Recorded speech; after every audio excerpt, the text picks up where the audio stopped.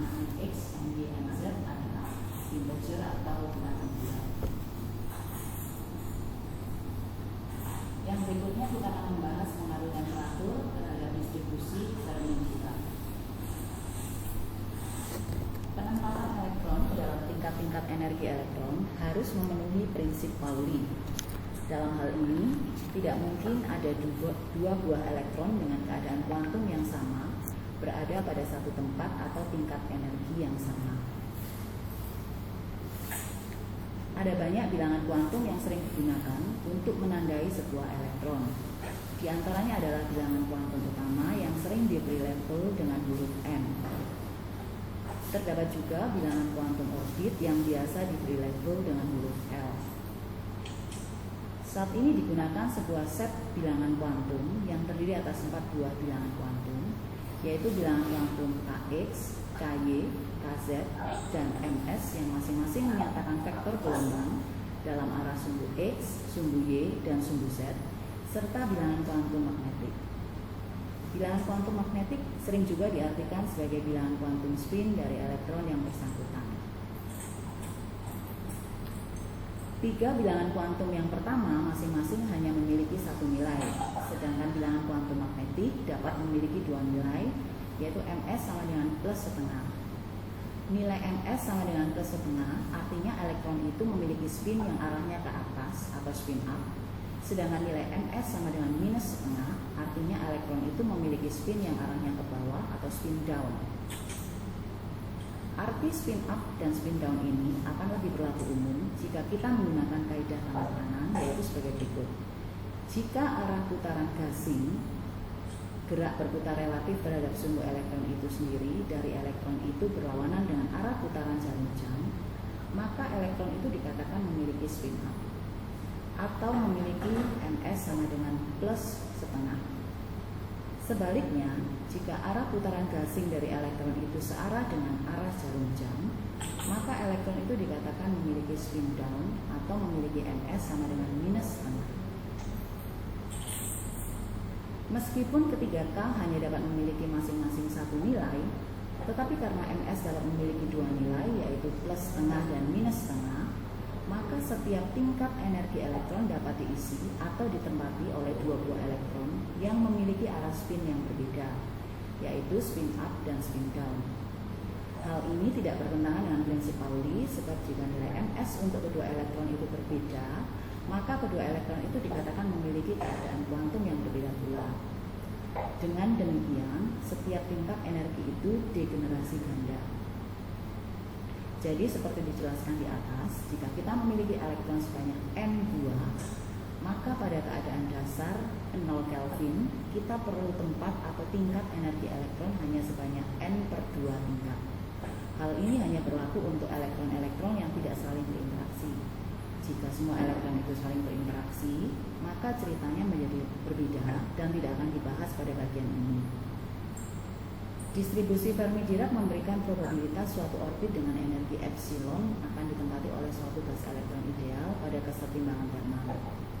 Fungsi distribusi Fermi-Dirac dinyatakan sebagai F epsilon sama dengan 1 per eksponen dalam kurung epsilon minus mu per kb T tutup kurung plus 1, di mana F epsilon sama dengan peluang untuk menemukan elektron di tingkat energi E, Kb adalah konstanta Boltzmann, T adalah suhu dalam satuan Kelvin, mu adalah energi potensial kimia dan nilainya bergantung pada suhu atau merupakan fungsi suhu, dan E adalah energi dari suatu tingkat energi. Pada T sama dengan 0 K, 0 Kelvin, mu sama dengan EF. Persamaan ini menyatakan nilai peluang F epsilon sebagai sebuah tingkat energi elektron E untuk ditempati elektron pada suhu T, sehingga nilai Fe ini adalah 0 lebih kecil daripada F epsilon lebih kecil daripada 1. Pada keadaan dasar T sama dengan 0 Kelvin, semua tingkat energi yang terletak di bawah energi Fermi dan energi Fermi itu sendiri akan diisi penuh oleh elektron. Artinya adalah pada keadaan dasar pada keadaan dasar, peluang untuk menemukan elektron di tingkat-tingkat energi tersebut adalah 1 atau 100%. Sebaliknya, tidak satupun tingkat energi yang terletak di atas energi Fermi akan diisi oleh elektron. Sehingga peluang untuk menemukan elektron di tingkat energi yang lebih besar dari energi Fermi adalah 0 atau 0%. Sehingga jika kita membuat grafik F sebagai fungsi E untuk keadaan dasar, maka akan tampak seperti gambar. Grafik ini menunjukkan bahwa pada saat E sama dengan EF sama dengan mu, maka FE sama dengan 1 untuk E lebih kecil daripada EF, dan FE sama dengan 0 untuk E lebih besar daripada EF. Apabila suhunya sedikit lebih besar dari 0 Kelvin sedemikian rupa sehingga E minus mu lebih besar daripada KBT, maka beberapa elektron yang terletak sedikit di bawah energi Fermi akan memperoleh cukup energi untuk meloncat ke tingkat energi yang lebih tinggi dari energi Fermi, sehingga peluang untuk menemukan elektron di tingkat energi yang lebih tinggi dari energi Fermi tidak ada lagi. Itu tidak lagi 0. Sehingga peluang di tingkat energi yang sedikit lebih kecil dari energi Fermi itu akan lebih kecil dari 1, dan sedikit di atas energi Fermi akan lebih besar dari 0. Kemudian yang berikutnya kita akan membahas elektron bebas dalam 3 dimensi. Partikel yang terperangkap dalam suatu kotak sama seperti suatu gelombang tegak dalam suatu tali yang direntangkan antara dinding-dinding kotak F, di mana Nx, Ny, dan Nz adalah bilangan bulat positif.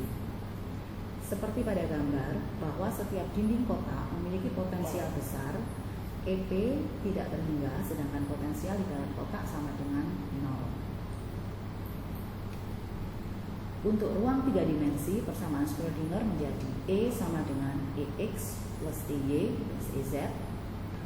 Fisika modern telah membahas bahwa persamaan Schrödinger untuk partikel bebas, yaitu energi potensial adalah 0, dalam 3 dimensi biasa ditulis sebagai berikut: minus H kuadrat per 2M, D kuadrat per DX kuadrat, plus D kuadrat per DY kuadrat, plus D kuadrat per DZ kuadrat, CL sama dengan EM, C fungsi L. Karena EK plus EP sama dengan EM, sedangkan untuk nilai energi potensial adalah 0, jika kita masukkan di dalam persamaan ini, maka EK sama dengan EM.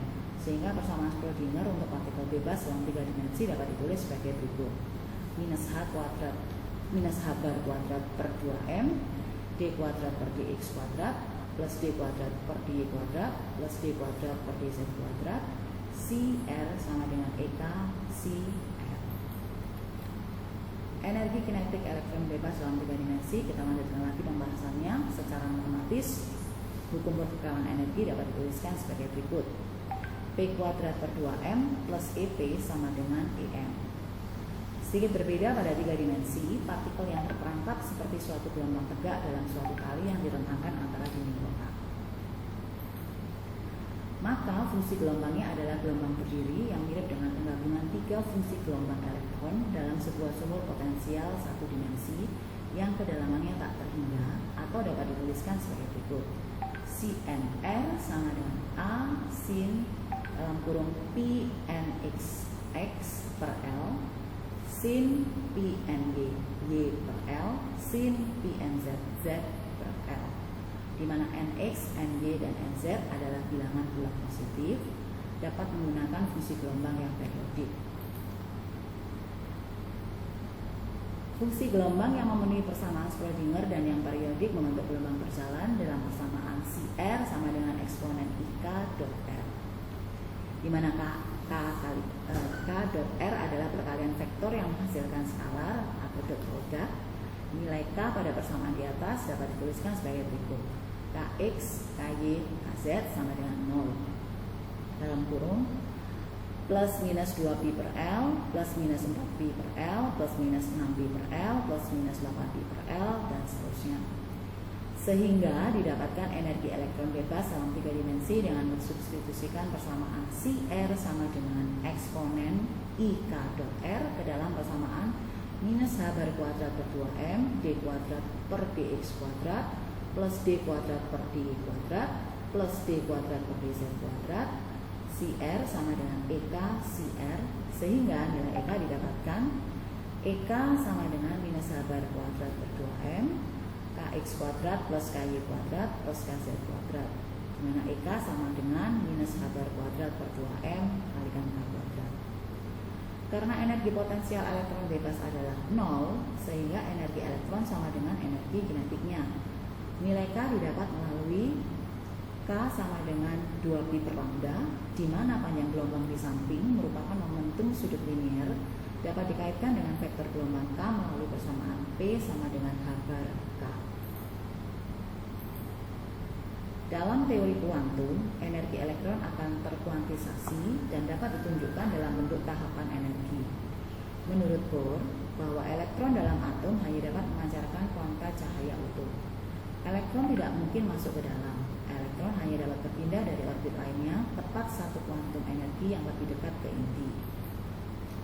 Elektron-elektron di dalam logam menempati tingkatan energi tersebut. Menurut larangan Pauli, satu tingkatan energi dapat terisi oleh 2 elektron yang berspin dan pengisian energi dimulai dari yang terendah sampai yang tertinggi. Level tertinggi yang dapat terisi disebut sebagai level atau tingkatan energi Fermi. Dalam keadaan T sama dengan 0 Kelvin, semua energi yang terletak di bawah energi Fermi dan energi Fermi itu akan ditempati elektron. Oleh karenanya, vektor gelombang tersebut adalah vektor gelombang untuk elektron yang berada pada tingkat energi Fermi. Jika dimisalkan vektor gelombang Fermi dengan huruf AF, energi Fermi dapat dituliskan sebagai EF sama dengan minus H bar kuadrat per 2M KF kuadrat.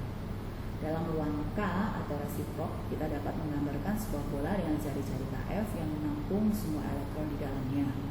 Artinya, tidak ada elektron yang berada di luar bola, karena vektor gelombang terbesar dalam keadaan dasar adalah KF. Volume bola sama dengan 4/3 pi KF pangkat 3, di mana KF menyatakan jari-jari bola.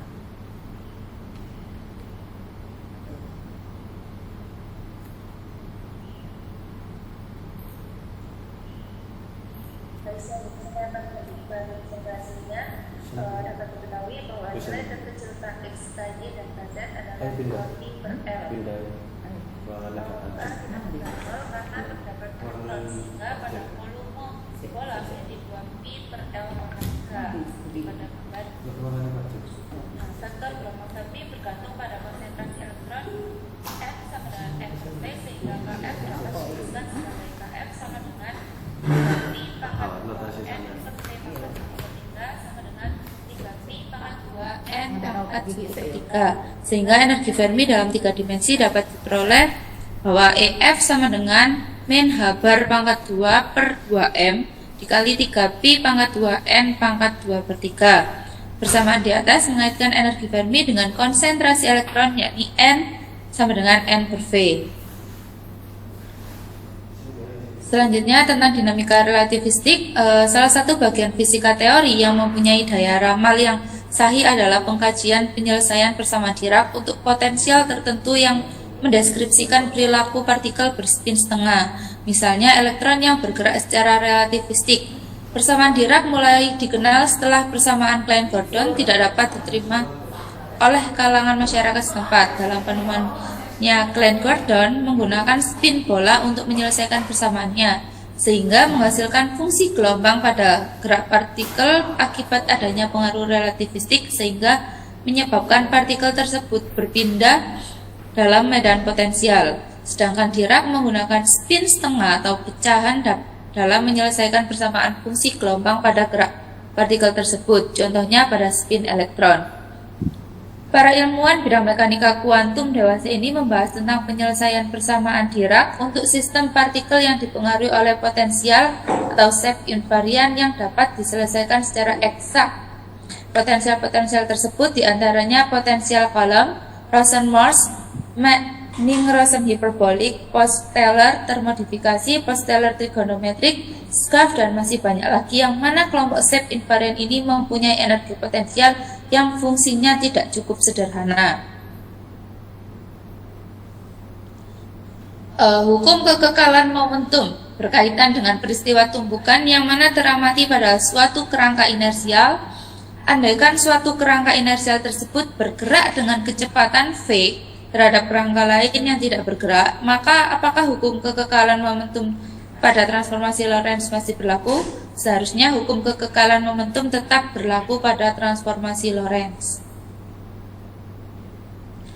Dengan V sama dengan V1 dan V1 sama dengan min V, tinjauannya dari arah sumbu X, dikarenakan baik partikel maupun kerangka bergerak di sepanjang sumbu X dengan menggunakan transformasi kecepatan yang sudah diturunkan, maka kita dapat menggunakan persamaan Vx aksen sama dengan Vx min V per 1 min V per C kuadrat Vx. Kecepatan partikel A dari kerangka X aksen V1 aksen sama dengan V1 min V per 1 min V per C kuadrat V1 sama dengan V min V per 1 min V per C kuadrat V1 sama dengan 0.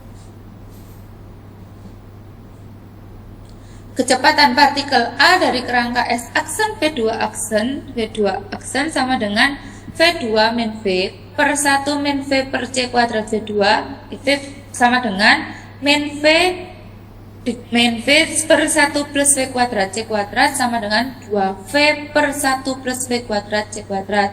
Dengan menggunakan V1 aksen dan V2 aksen di atas, maka kita dapat menentukan momentum aksen awal atau P aksen awal sama dengan MV1 aksen ditambah MV2 aksen sama dengan M dalam kurung V1 min V per 1 min V per C kuadrat V1 ditambah M dalam kurung V2 min V per 1 min V per C kuadrat V2 atau sama dengan 0 ditambah MV2 min V per 1 min V per C kuadrat V2, sehingga momentum awal atau P aksen awal sama dengan min 2mv per 1 min V kuadrat per C kuadrat. Sedangkan untuk momentum aksen akhir atau P aksen akhir sama dengan nilai V1 akhir sama dengan V2 akhir sama dengan 0, maka V1 aksen akhir sama dengan V2 aksen akhir sama dengan V, maka P aksen akhir sama dengan MV1 aksen akhir ditambah MV2 aksen akhir sama dengan M dalam kurung V1 min V per 1 min VC kuadrat V1 akhir ditambah M dalam kurung V2 min V per 1 min V per C kuadrat V2 akhir, sehingga sama dengan M dalam kurung min V ditambah M min V, sehingga P aksen akhir sama dengan min 2mv. Berdasarkan persamaan di atas, maka bisa disimpulkan bahwa P aksen awal tidak sama dengan P aksen akhir.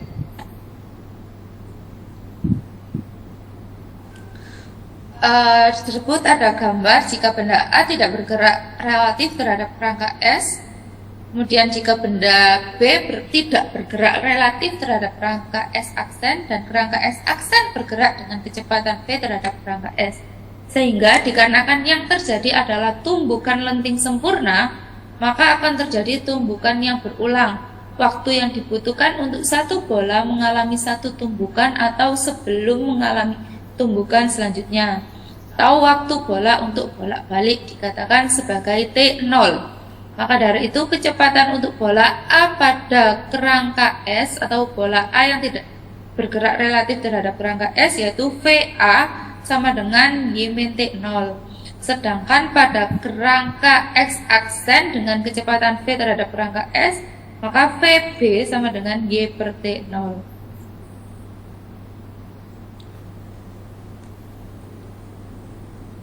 Sementara persamaan dilatasi waktu yaitu T sama dengan T0 per 1 min V kuadrat per C kuadrat pangkat setengah.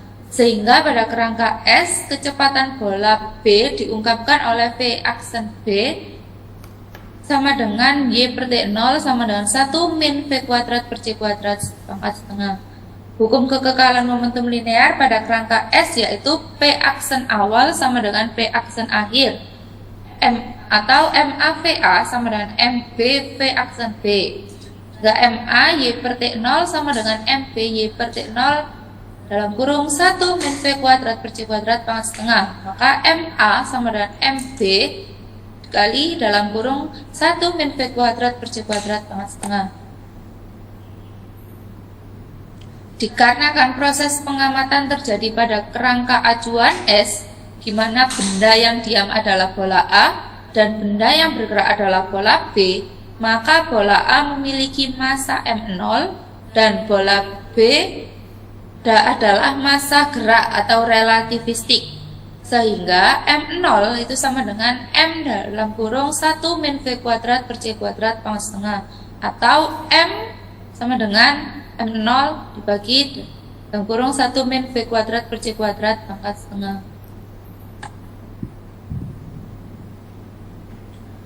Jika terdapat suatu partikel yang kecepatan awalnya adalah V sama dengan 0, mencapai kecepatan V sama dengan V, diakibatkan oleh gaya luar yaitu F, maka carilah ungkapan untuk energi kinetik partikel tersebut. Nah, untuk menjawab pertanyaan ini, kalian dituntut untuk kembali mengulas mata kuliah fisika dasar yang berkaitan dengan usaha atau energi.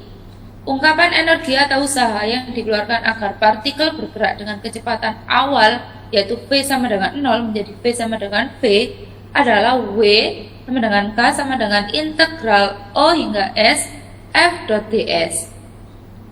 F sama dengan D MP per dt sama dengan dP per dt. Kemudian ds sama dengan V dot dt.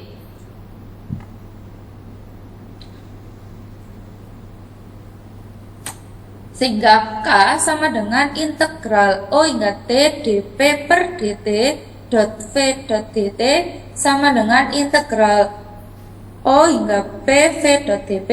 Karena D fungsi P kali V sama dengan P dV ditambah V dP. Untuk V dP sama dengan P dV min D fungsi PP, maka K sama dengan integral O hingga V dPV min integral O hingga V P dV sama dengan PV min integral OV M0 per 1 min V kuadrat per C kuadrat pangkat setengah V dV.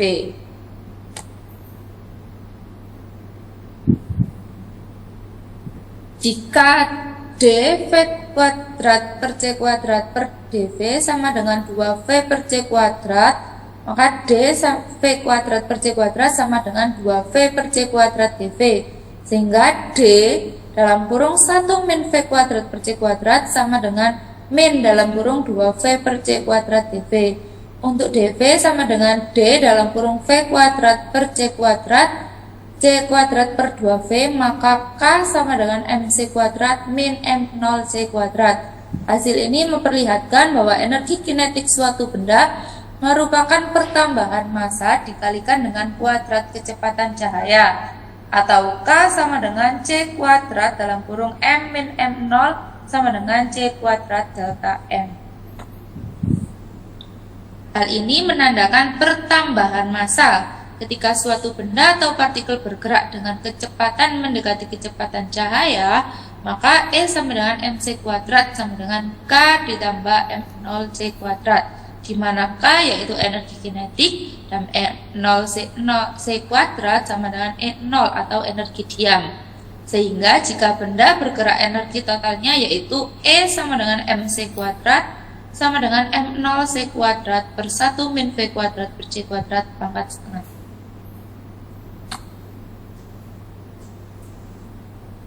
Sehingga jika benda bergerak, energi totalnya adalah P sama dengan M0V per 1 min V kuadrat per C kuadrat pangkat setengah.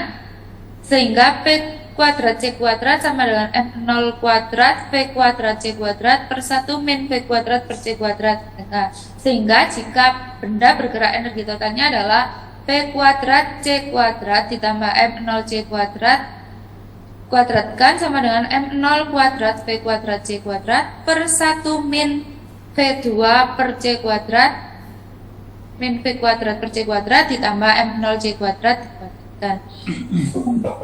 M0 C kuadrat di ruas kiri dan kanan, sehingga E kuadrat sama dengan energi P kuadrat C kuadrat plus M0 kuadrat C pangkat 4. Selanjutnya akan dijelaskan oleh teman kami.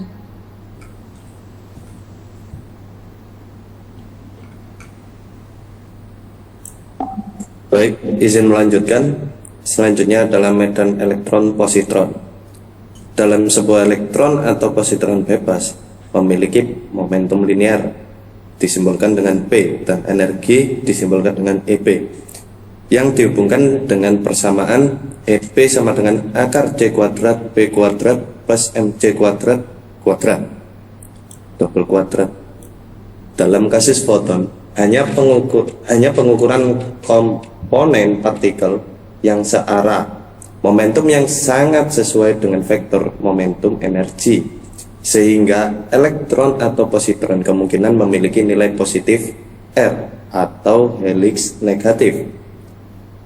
Kemudian diperkenalkan operator pembuat dan penghilang untuk elektron, disimbolkan dengan A cross dan A. Untuk positron, B cross dan B dalam dua keadaan helix mengarah pada aksi antikumulatif.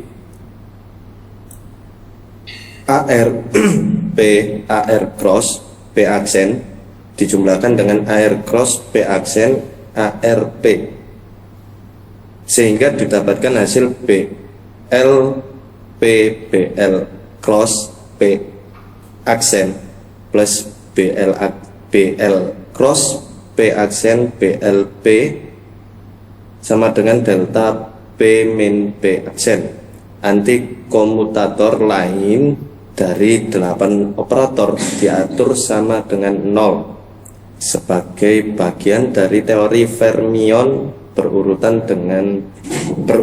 yang dikembangkan pada chapter sebelumnya.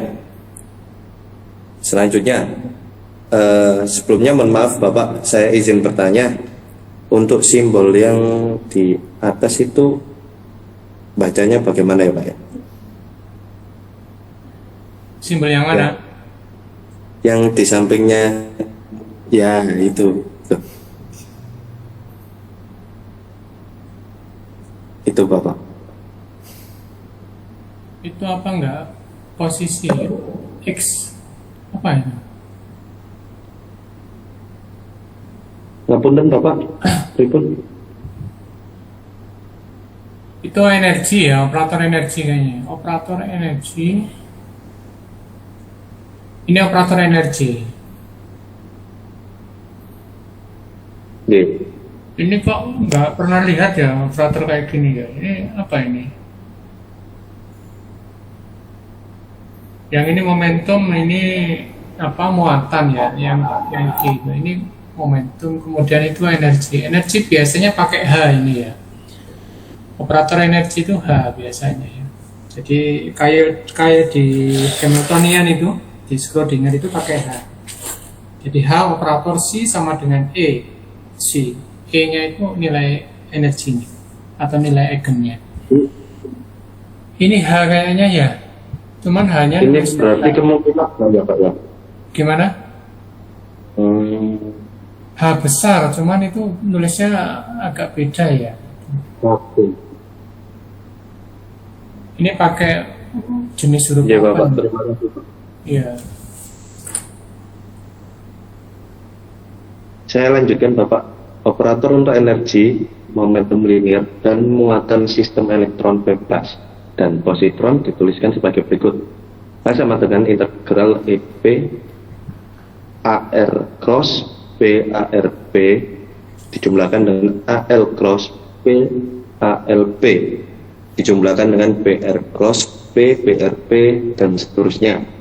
Sementara untuk momentum linear dituliskan sebagai berikut. P sama dengan integral P AR cross dan seterusnya. Untuk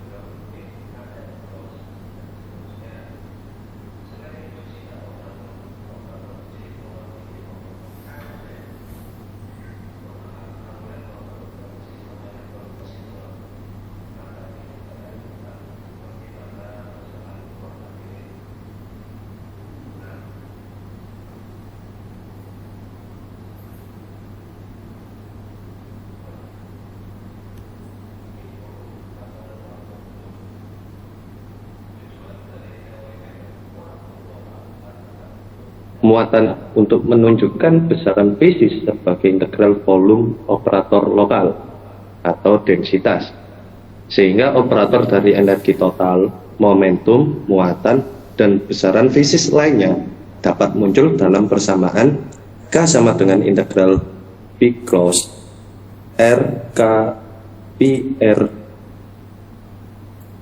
D pangkat 3R, di mana K atau kappa operator partikel tunggal yang sesuai. Operator Mason P R adalah notasi penting dari fungsi gelombang relatif PR, seperti telah dijelaskan pada chapter sebelumnya.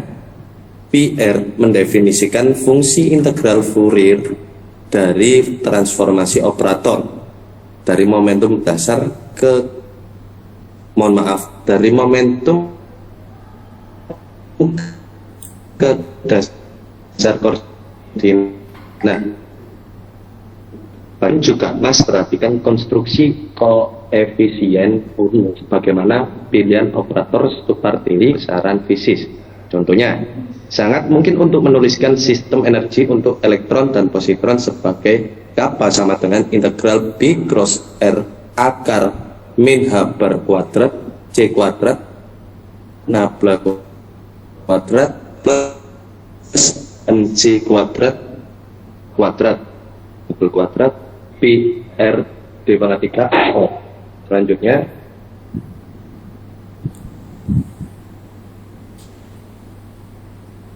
kurang memuaskan dalam kasus foton karena terlihat ekspresi kepadatan energi non lokal. Untuk foton, ketentuan ini membawa kepada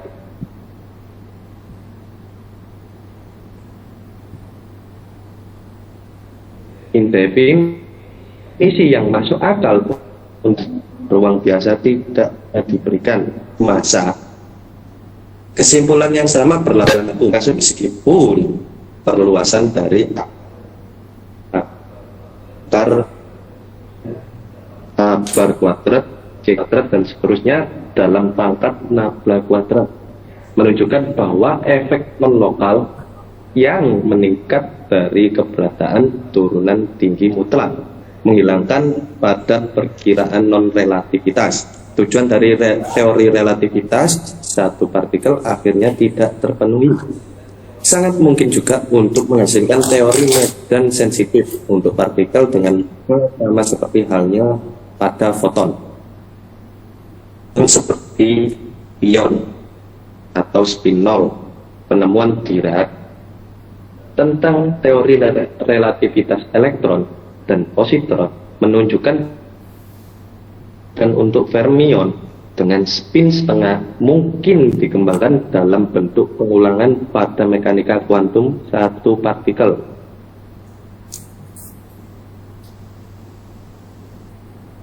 Dalam bahasa teori medan kuantum, inti dari penemuan Dirac adalah memastikan bahwa besaran fisis seperti pada persamaan 24.23 hingga 24.5 dapat diekspresikan kembali dalam bentuk yang berbeda dengan menggunakan hubungan anti komutasi dan beberapa perubahan sederhana dari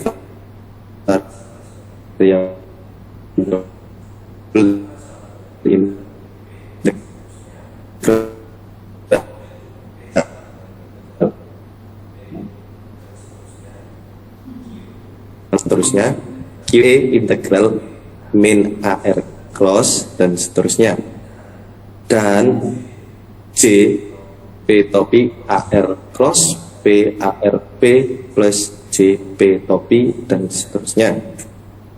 Selanjutnya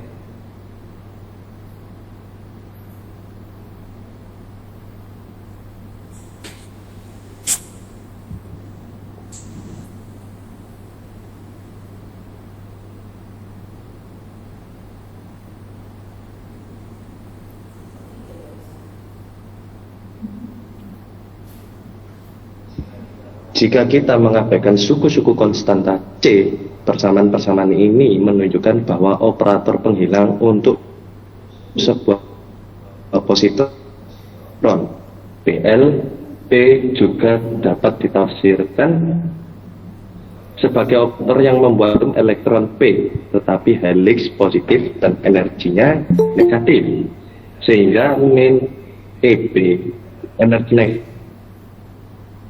Semacam itu muncul secara alami dalam teori relativitas.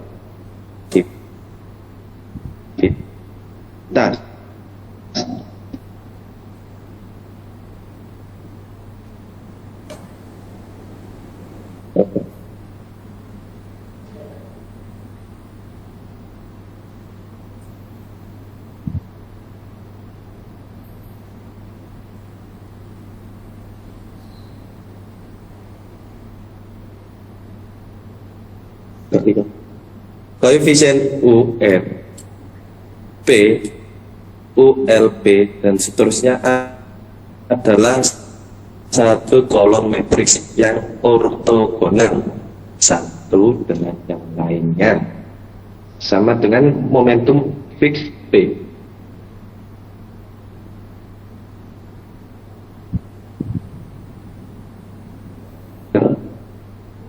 U2 pangkat R dan seterusnya, dan sama dengan UR cross UL sama dengan UR cross PR dan seterusnya. Secara umum kita menyebutnya satu kolom matriks dengan jumlah baris, spinor, dan spinor Dirac untuk menghindari kebingungan dengan dua komponen matriks lainnya. Kita asumsikan spinor untuk menormalisasi berdasarkan hubungan AR cross UR sama dengan UL cross UL, VR cross VR sama dengan VL cross VL sama dengan 1. Operator medan PR dan P cross R adalah spinor yang serupa dengan komponen yang menggunakan jumlah indeks putaran yang belum ditentukan. Jika spinor seperti itu ditemukan, momentum linear total dan sistem muatan total bisa dituliskan sebagai berikut. Untuk P atau momentum, integral P cross R H per I nabla P R D3F. Sementara untuk muatannya, Q sama dengan negatif E per 2 integral P cross R P R min P bar R P cross R D3F, di mana simbol seperti itu menunjukkan transposisi matriks. Selanjutnya, tiga penjelasan berurutan sebagai berikut.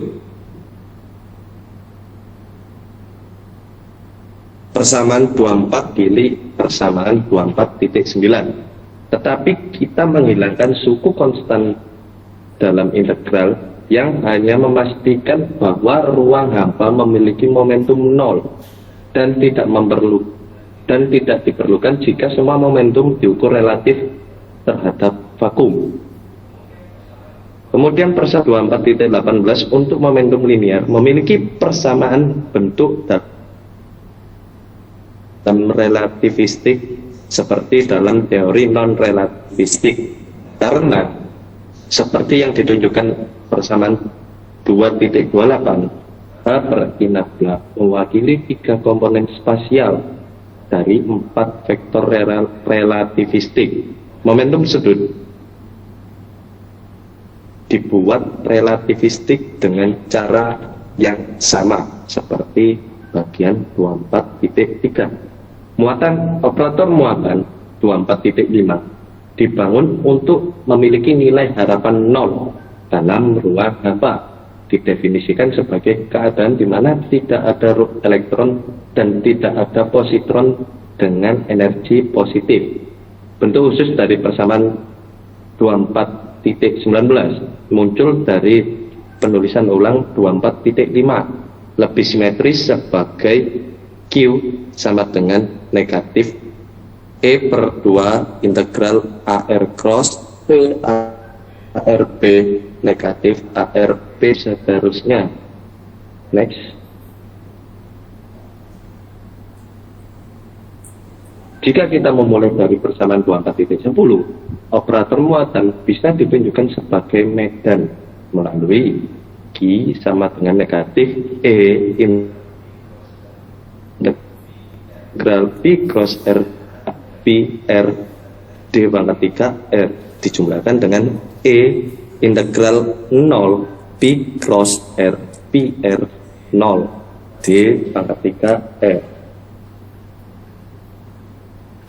Teori medan kuantum bermanfaat untuk mendefinisikan hasil normal berurutan atau perkalian dari dua operator medan fermion PR dan P cross R aksen seperti nilai vakum yang diharapkan.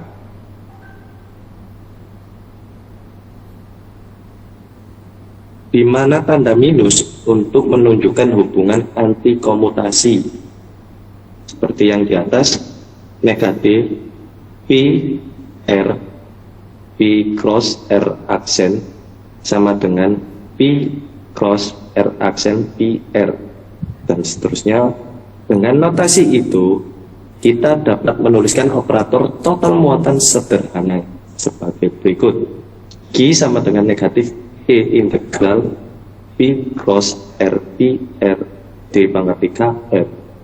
Persamaan 24.19 dan 24.20 dapat langsung ditentukan setelah hubungan antikomutasi untuk medan diperoleh pada daerah berikutnya.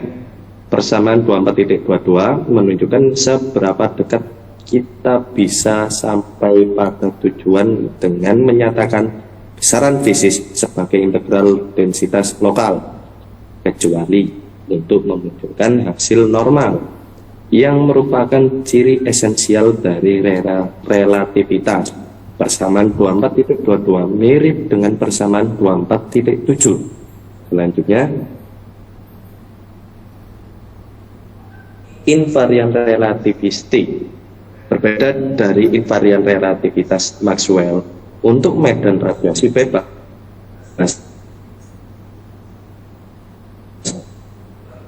Bentuk kuantisasi yang tidak memerlukan bukti karena transformasi log hanya untuk mencapai tujuan ini.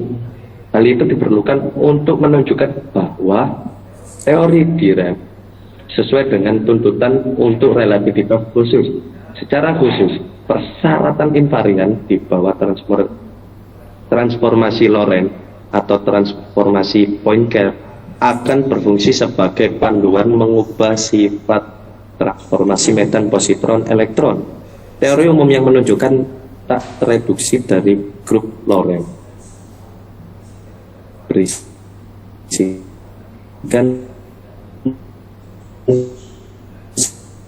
semua informasi yang relevan, tetapi jika tidak lebih dari transformasi khusus bidang yang dengan fisika sederhana. Prinsip relativitas khusus Einstein yang terbatas mengendalikan kesetaraan sistem fisik yang diperoleh satu sama lain dengan translasi geometris atau yang berbeda dapat dihubungkan oleh satu kesatuan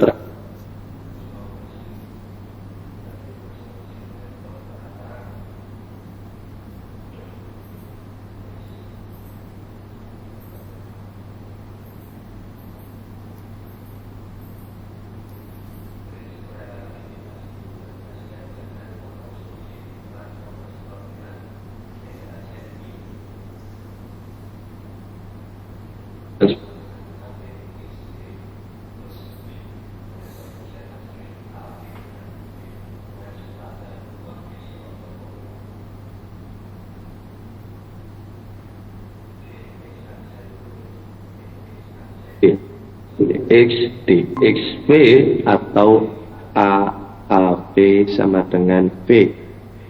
Sebagai tambahan untuk transformasi Lorentz ortokronus yang tepat, det A mu V sama dengan 1,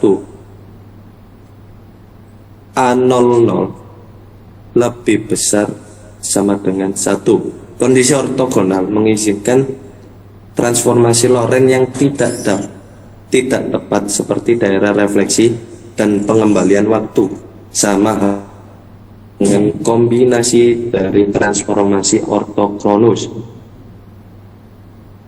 Meskipun tidak ada alasan kuat untuk mengharapkan bahwa cakupan prinsip relativitas meluas ke transformasi Lorentz yang tidak tepat dan yang mengembalikan waktu, penting untuk menyelidiki apakah teori yang diusulkan tidak berubah di bawah totalitas transformasi yang dilisensikan dengan syarat ortogonalitas.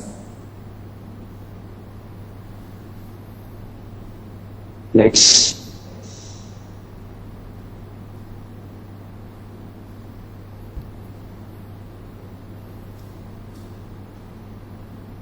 Itu adalah pernyataan mendasar dari teori medan kuat bahwa jika transformasi Lorentz mengambil titik R T menjadi R aksen T aksen R aksen T aksen U pasti berhubungan dengan transformasi linear ke komponen U R T. Oleh karena itu, bidang harus ditransformasikan menjadi R aksen T aksen U sama dengan SURT atau U P R aksen T aksen U sama dengan SRT.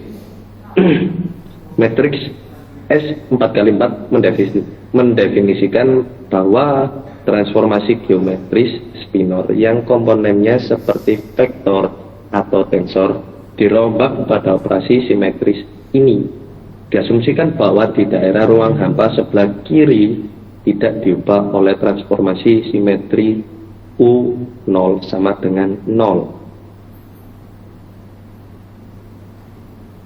Next.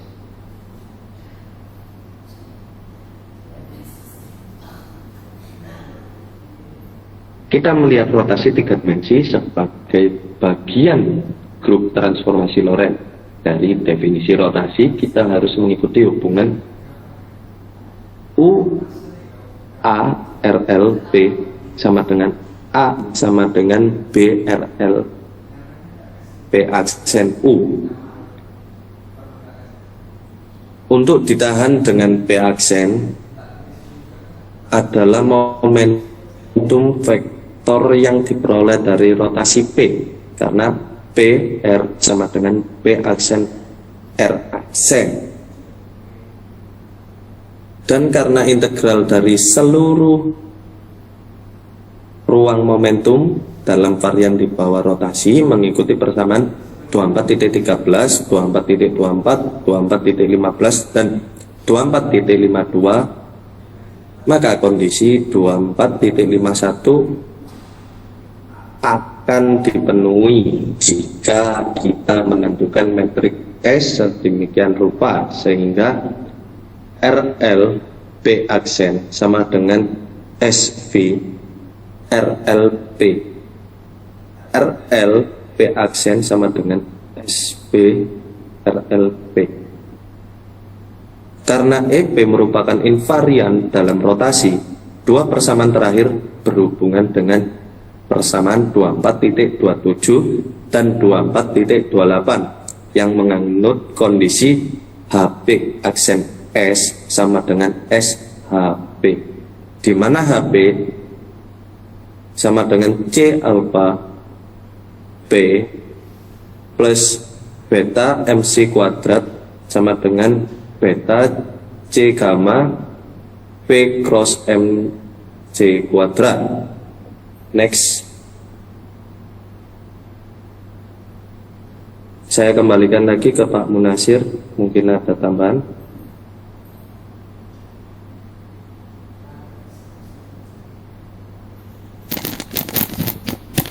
Baik, terima kasih Mas Yusur. Selesai ya? Iya Bapak. Mungkin gini ya. Jadi pertama ini kita diskusinya gitu ya. Ini kan tentang apa? Gerak relativistik elektron ya. Ya, materinya betul ya. Relativistik elektron ya. Iya Pak. Teori apa tadi judulnya? Dinamika ya, relativitas elektron atau gerak relativistik elektron. Pertama yang perlu kita pahami di sini, apa sih sebetulnya gerak relativitas itu atau teori relativitas itu? Tentu ini kita mulai dari apa? Sebelum masuk di kuantum itu kita masih di dunia klasik ya, yang dikembangkan oleh apa? Newton ya, dari apa? Galilei.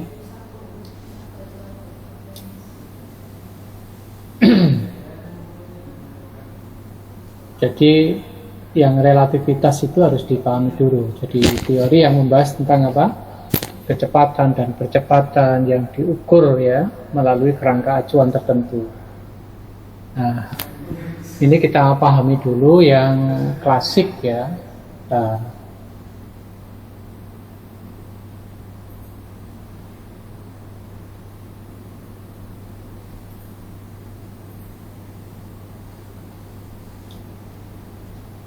jadi dulu kalau kita belajar di fisika modern ya, kita di fisika modern itu kita diajak coba tentang ini ya, gerak relatif atau dulu yang kita kenal apa waktu di SMA juga tentang fenomena ya, fenomena apa? Fenomena tentang gerak relativistik ini, misalnya apa? Dulu waktu di SMA ada saudara kembar yang apa? Yang satu melakukan perjalanan ke ruang angkasa gitu ya.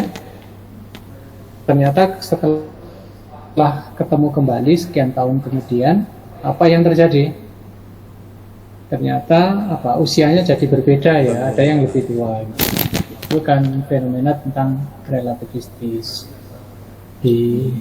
dari apa? Sistem klasik kemudian dibawa ke apa yang modern atau kuantum gitu ya. Jadi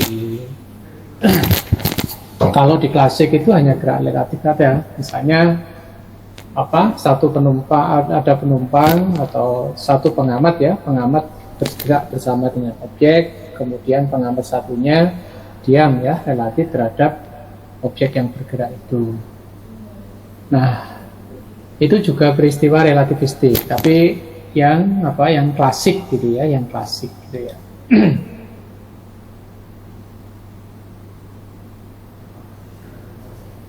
Nah, kemudian ya, jadi konsep dasar dari teori relativistik itu sebetulnya kalau kita lihat ya, itu yang dikembangkan oleh Einstein. Tentu di Einstein waktu mengembangkan teori relativitas khusus dan umum, satu yang khusus itu dia sebetulnya melakukan peninjauan terhadap teori klasik ya, teori klasik yang sudah dikembangkan oleh Newton, Galilei dan seterusnya itu, tetapi dalam kerangka acuan yang berbeda gitu ya.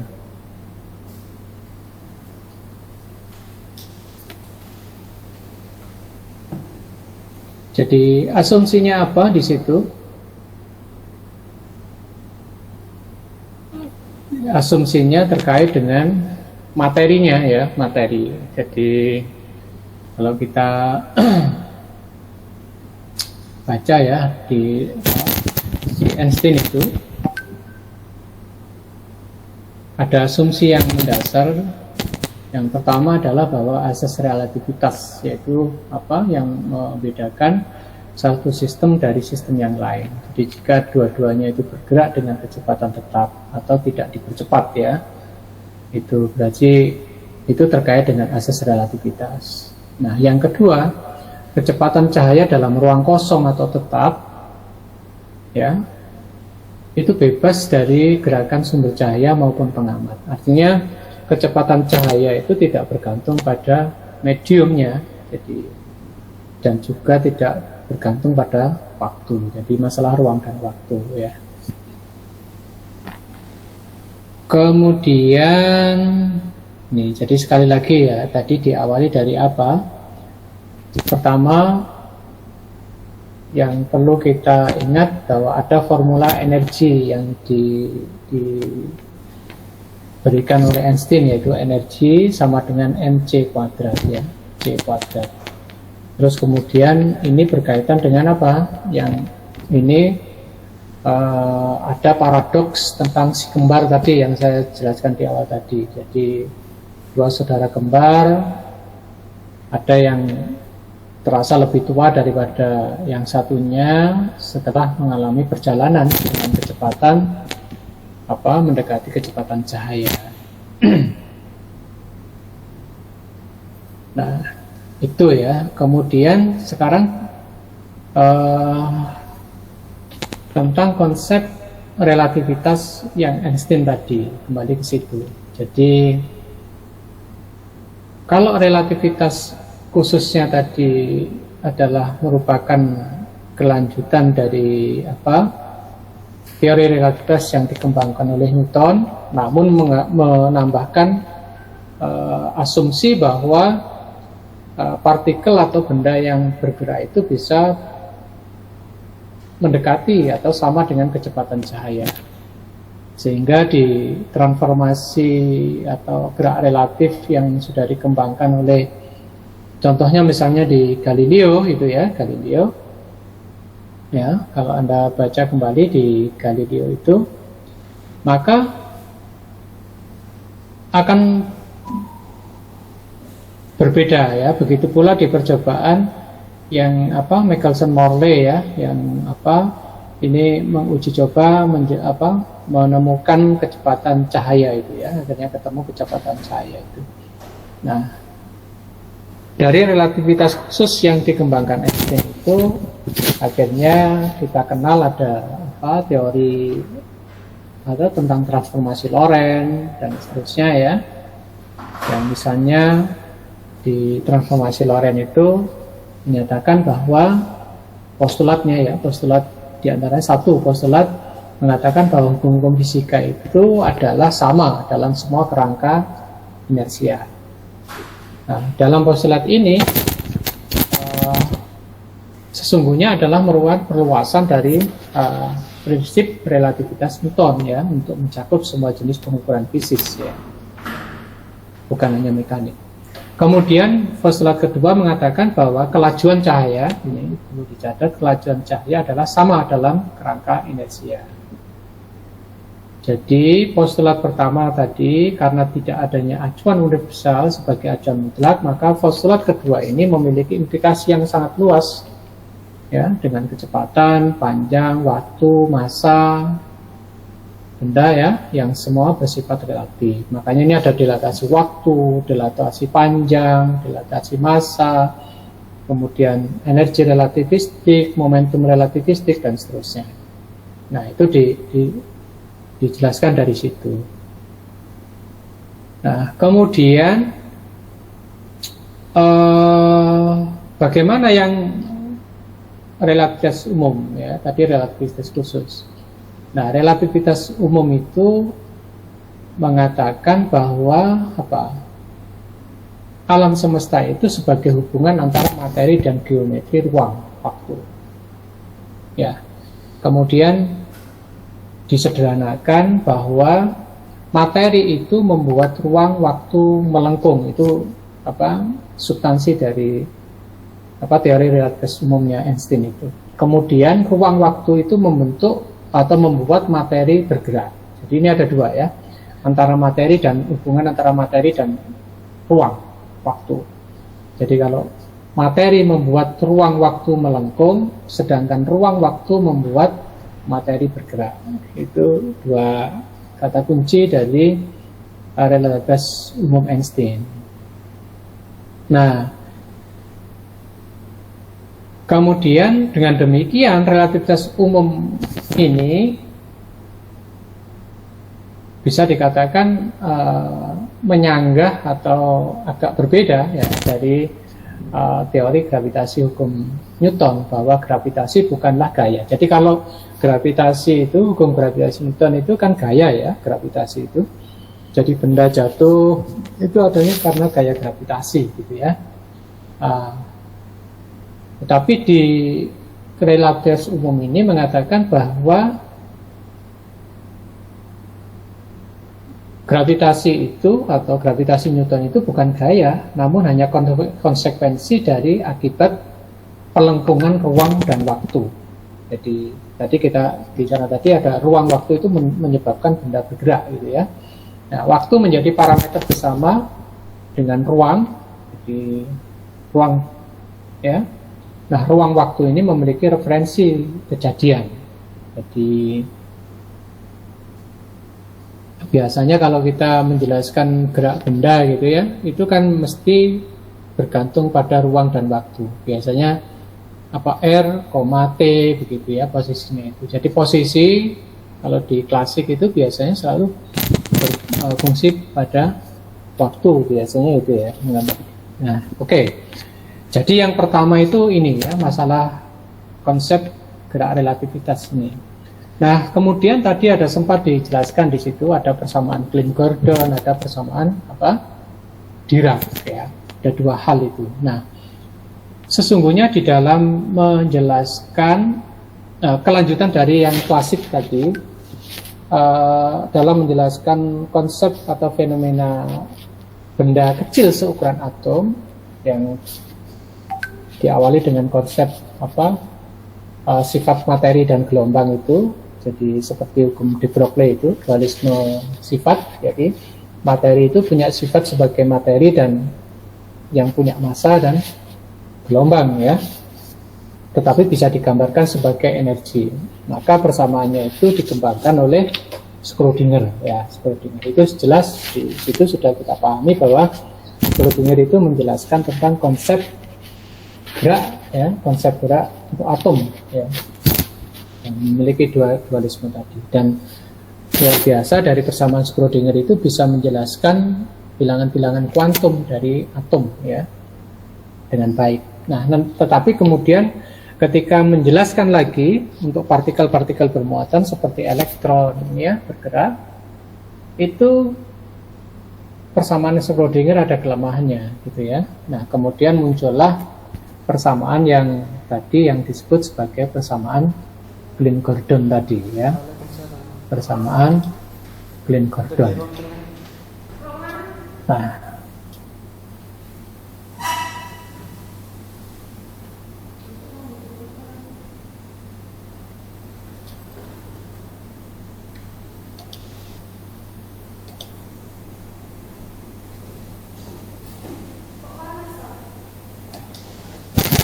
persamaan Klein-Gordon itu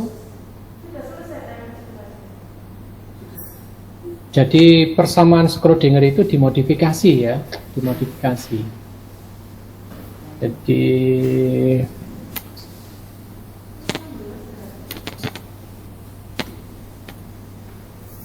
operatornya itu, jadi operator H-nya itu, ya operator H itu biasanya kalau di Schrödinger itu apa? H itu sama dengan, H itu sebetulnya ada energi kinetik ditambah energi potensial, tetapi dalam bentuk operator. H sama dengan ya operator P kuadrat per 2M plus V energi potensial, atau sama dengan apa? P itu sama dengan min I H bar ya, delta. Itu biasanya itu berarti sama dengan apa? Min I H bar kuadrat delta kuadrat per 2M plus V. Nah, gitu ya, biasanya seperti itu. Itu adalah operator H di persamaan persamaan Schrödinger. Nah, tetapi kemudian di persamaan Klein-Gordon itu diubah. Jadi energi potensialnya tadi itu adalah sama dengan, ini diubah ya, ada faktor C, ada faktor kecepatan cahaya di sini. Jadi dimasukkan faktor kecepatan cahayanya itu. Jadi apa? Posisi itu digambarkan sebagai fungsi apa? Kalau satu dimensi itu ya X, CT gitu. C ada pengalinya, jadi posisinya itu sama dengan C kecepatan dikali dengan waktu, jadi ada faktor itu ya. Nanti tolong dicek lagi di persamaan Klein-Gordon itu. Nah kemudian efek gravitasi untuk menjawab di persamaan relativitas umumnya Einstein tadi, bahwa benda bergerak itu karena ruang dan waktu ya. Karena ruang dan waktu tadi. Nah, kemudian faktor gravitasi juga dimasukkan di sini, ada Q ya. Jadi pakai simbol-simbol Dirac tadi itu. Simbol-simbol ini ya, tensor ya, bukan simbol tensor maksudnya. Nah, seperti itu. Tadi sempat di ini. Nah, ini digunakan untuk menjelaskan fenomena gerak relativistik di secara kuantum tadi. Nah kemudian ternyata teori Klein-Gordon ini juga ada kelemahannya gitu ya. Kemudian muncullah persamaan berikutnya yang disebut dengan persamaan Dirac tadi itu ya. Ini khususnya untuk menjelaskan adanya interaksi di dalam medan elektromagnetik. Jadi ini untuk menjelaskan ini ya. Jadi kalau misalnya elektron bergerak di dalam medan elektromagnetik, itu sesungguhnya elektron itu gerakannya tidak lurus, tetapi dia akan melengkung ya, dipengaruhi oleh medan elektromagnetik tadi itu. Nah, sesungguhnya dua tadi itu, jadi dua persamaan ini ya yang dikenal persamaan Klein-Gordon dan persamaan Dirac ini adalah dua persamaan yang menjelaskan tentang persamaan gerak gelombang atau partikel ya, partikel bermuatan secara relativistik ini. Nah tadi yang dijelaskan si Mas Isur tadi itu menggunakan persamaan Dirac tadi itu. Dalam menjelaskan beberapa fenomena tentang gerak relatif tadi. Nah, kemudian tolong nanti dilihat seperti apa ya persamaan Klein-Gordon itu, persamaan Dirac itu seperti apa ya. Jadi sesungguhnya itu adalah bentuk modifikasi dari persamaan Schrödinger ya, persamaan Schrödinger. Tetapi dari dua persamaan ini menjelaskan tentang fenomena gerak relativistik di dalam medan elektromagnetik ya. Tuh, tadi yang dijelaskan. Nah, kemudian itu satu tentang apa sih sebetulnya gerak relativistik, dan khususnya relativistik untuk untuk elektron ini ya, untuk elektron ini. Nah, kemudian tadi juga, jadi nanti bisa dibaca ya, di situ cari referensi berikutnya.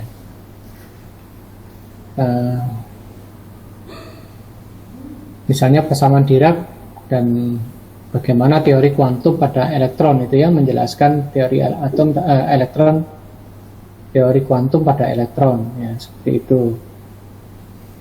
Nah, kemudian yang kedua tentang elektron itu sendiri ya.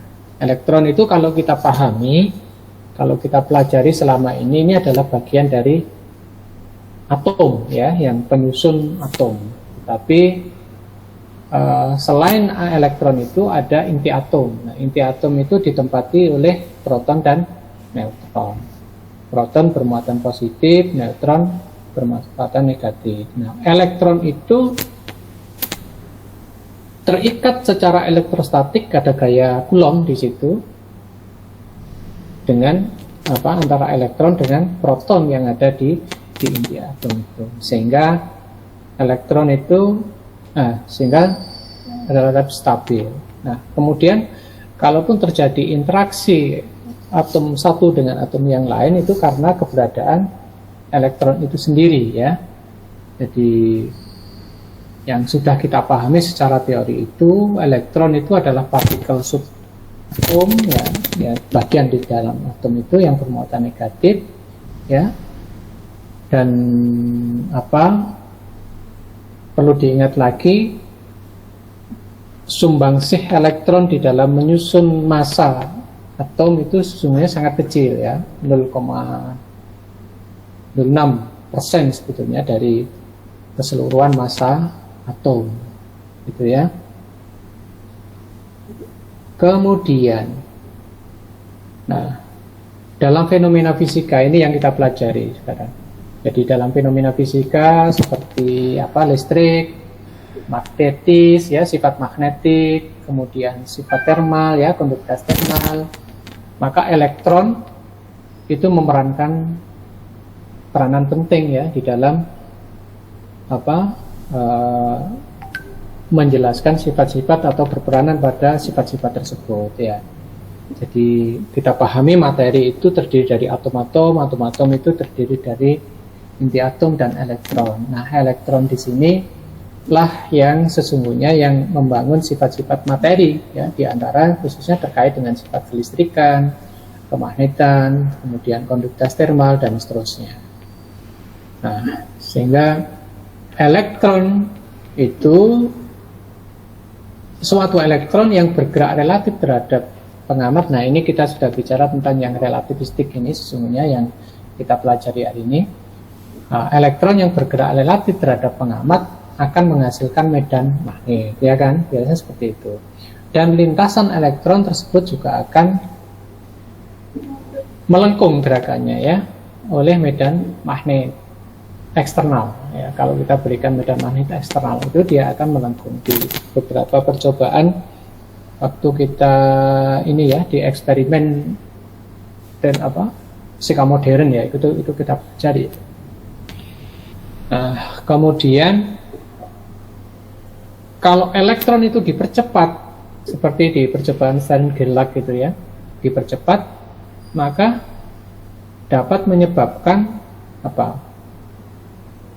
elektron itu akan menyerap atau memancarkan energi dalam bentuk foton. Nah, ini kan fenomenanya misalnya transisi ya, transisi misalnya ada di aplikasi untuk laser dan seterusnya itu. Jadi elektron itu kalau dia pindah transisi dari lintasan atau dari kulit yang lebih atas ke kulit yang lebih dalam, dia akan melepaskan foton ya, energi dan seterusnya itu. Begitu pula sebaliknya. Di prinsip-prinsip itu digunakan di beberapa alat-alat pengukuran ya modern ya saat ini. Nah, elektron bersama dengan inti atom yang terdiri dari proton dan neutron itu membentuk atom, itu yang tadi sudah sampaikan.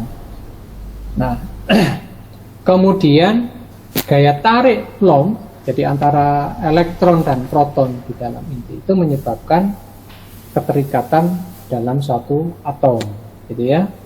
Nah, pertukaran pengisian elektron antara dua atau lebih merupakan penyebab terjadinya ikatan kimia. Jadi misalnya terjadi pertukaran elektron satu atom dengan yang lain atau penggunaan bersama dan seterusnya, itu prinsip-prinsip yang menjelaskan adanya fenomena pembentukan senyawa karena adanya ikatan kimia ya, seperti itu. Nah, kemudian ini, jadi ini kalau di teori mestinya di ini ya, di fisika inti ini ya, di fisika inti tentang partikel-partikel elementer itu dibahas mestinya di fisika inti ya. Jadi elektron itu di alam semesta ya, itu ditengarai diciptakan pada peristiwa Big Bang ya. Jadi ledakan besar ya untuk teori terjadinya alam semesta dulu ya.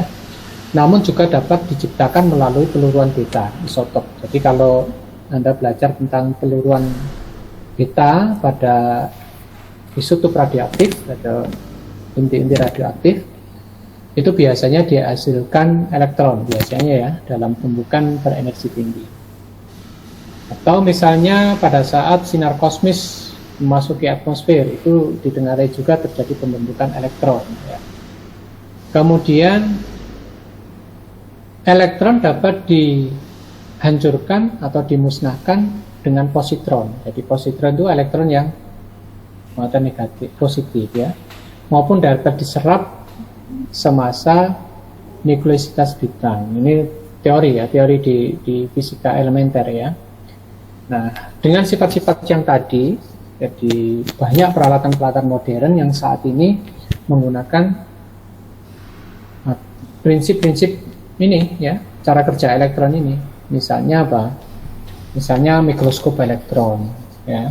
Mikroskop elektron itu bisa mencitrakan profil mikrostruktur dari material, bahkan di skala yang order atomik gitu ya, mikroskop elektron.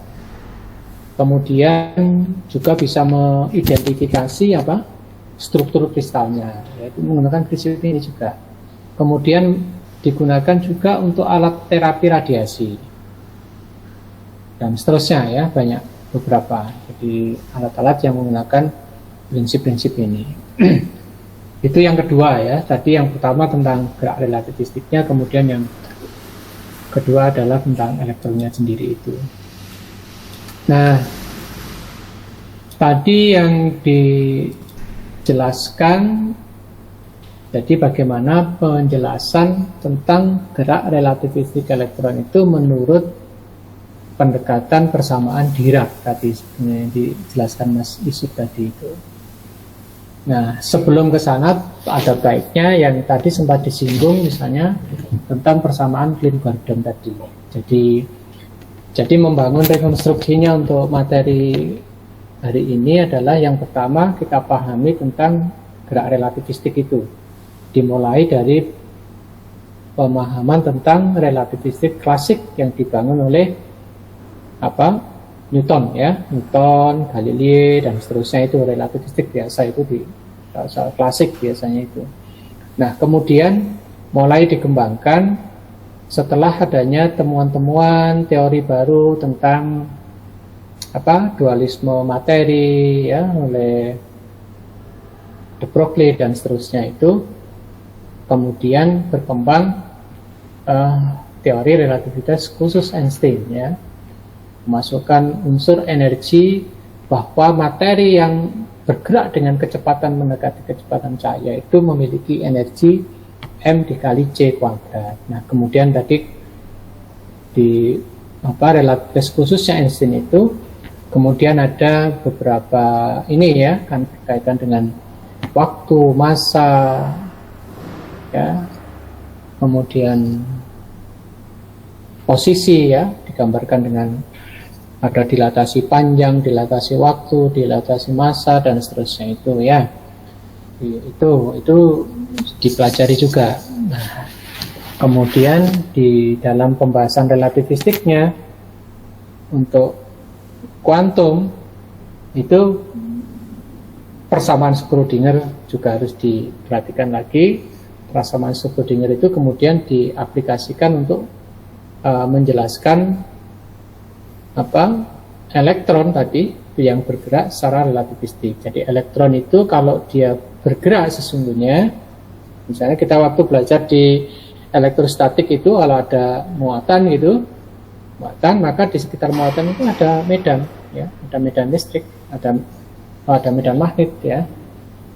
Begitu pula kalau elektron itu digerakkan di dalam satu area, di dalam medan magnet eksternal, maka dia akan mengalami pembelokan dan seterusnya. Nah, dalam menjelaskan fenomena relativistik untuk muatan atau elektron ini, maka digunakan pendekatan tadi persamaan Klein-Gordon dan persamaan Dirac tadi ya, menggunakan notasi-notasi yang tidak mudah tadi itu ya. Itu. Jadi dia seperti itu ya.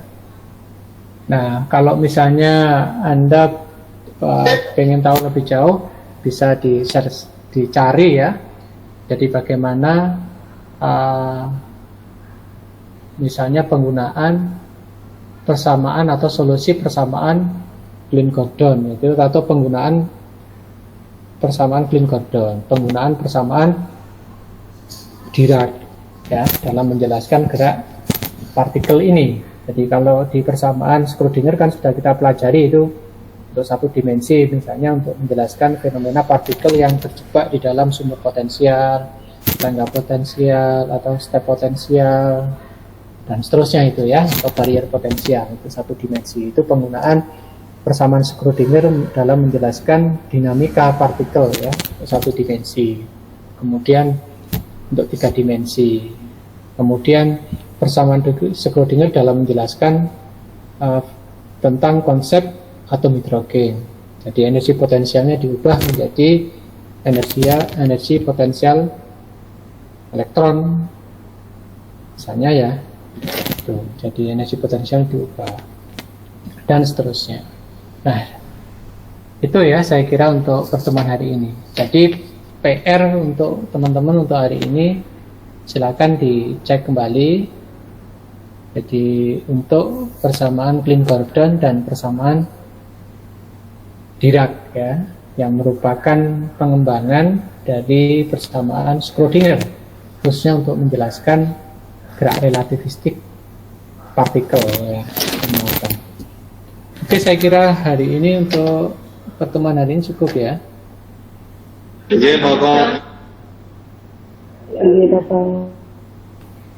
Nah, kemudian untuk UTS-nya ya, UTS dan mungkin saya juga mengikuti formatnya Pak Imam gitu ya, ada tugas dan ya selain untuk presentasi ini ada makalah dan PPT ya untuk bahan diskusi.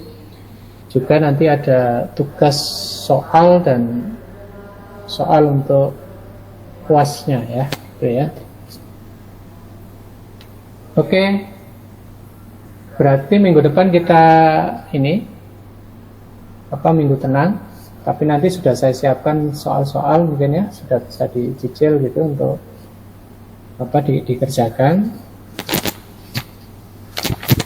Dan minggu berikutnya UAS-nya tetap jam kuliah ya, tetap jam kuliah. Atau ada ini ya, ada jadwal khusus, nggak ada ya di Pasca ya? Enggak, Pak. Jadi bebas ya, kita tentukan sendiri ya. Baik, kalau gitu kita cukup sampai di sini. Kita akhiri. Assalamualaikum warahmatullahi wabarakatuh. Waalaikumsalam.